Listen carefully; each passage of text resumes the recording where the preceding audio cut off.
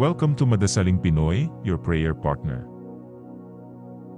Ngayon po ay Lunes sa 3 linggo ng Pasko ng Pagkabuhay.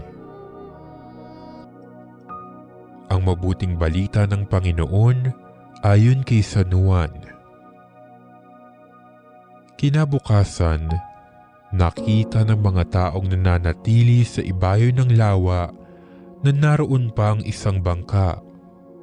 Alam nilang si Jesus ay hindi kasama ng mga alagad sapagkat ang mga ito lamang ang sumakay sa bangka at umalis. Dumating naman ang ilang bangkang galing sa Tiberias at sumadsad sa lugar na malapit sa kinainan nila ng tinapay matapos magpasalamat sa Panginoon.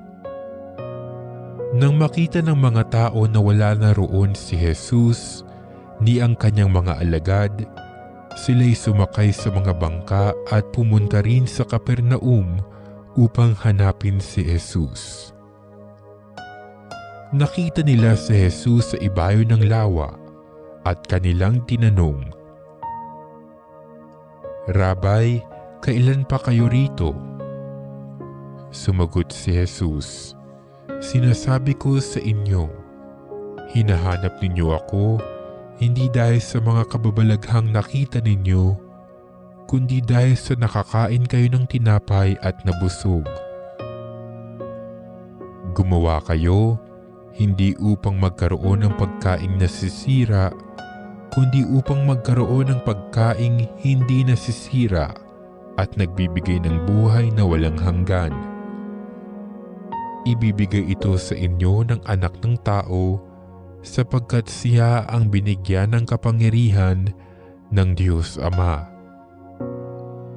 Kaya't siya'y tinanong nila, "Ano po ang dapat naming gawin upang aming maganap ang kalooban ng Diyos?"